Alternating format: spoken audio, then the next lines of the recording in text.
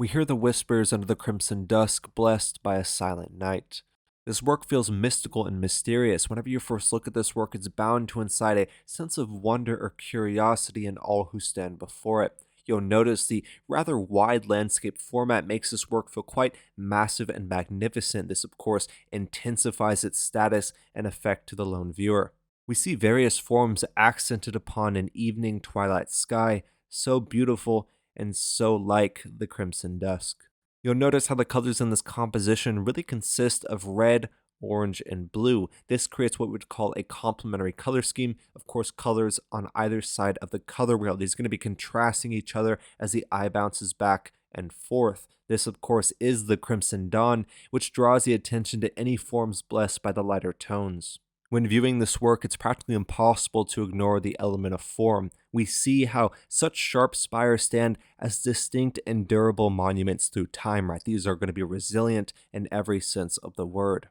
This composition does feel quite calm. Although we see a twilight sky holding a tranquil tone, these deep orange forms incite attention through their intense energy, once again drawing the eye towards any forms that are blessed by those lighter tones.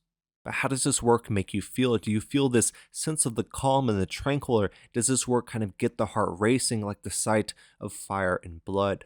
The setting of the scene appears to be a foreign planet of some kind or another. Of course, the artist presents a masterful marriage between fantasy and science fiction or sci-fi. We see various stars adding a sense of realism that immerses quite well within this work. This creates a cosmic atmosphere that is calm and relaxing, but profoundly insightful nonetheless. Of course, we are standing under the realm of the gods. This piece, entitled Whispers of the Crimson Dusk, exists as part of a broader series exploring themes ranging from culture, divination, and eventual extinction.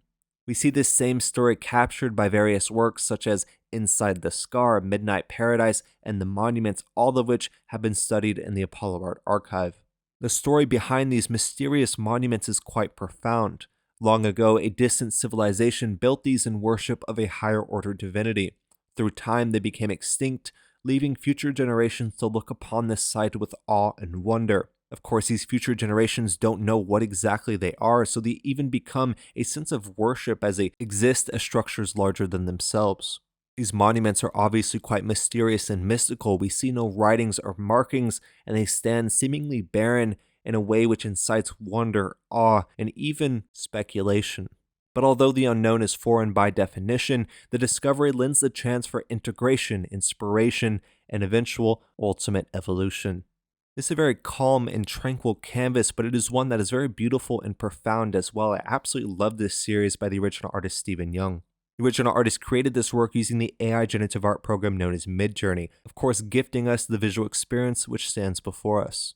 Really hope you'll enjoy it today. We talked about so many different things, from the complementary color scheme here. We talked about these very sharp and jagged forms. We talked about the rather calm and tranquil tones of the piece at hand. We even connected it to the rather broad series exploring these monuments that were built in the distant past, but eventually were forgotten about and even worshipped by future generations who don't know exactly what these are. Of course, there's a ton of rich symbolism that undergirds the piece before us. Like I said, we explored themes of culture, divination, and yes, eventual extinction. Once again, really hope y'all enjoyed today. If y'all enjoyed, go check out the original artist Stephen Young. Go check out some of the additional works in this series. Like I said, we have already studied this here at the Apollo Art Archive. I believe those have some VR videos if y'all want to check those out and see the studies behind those.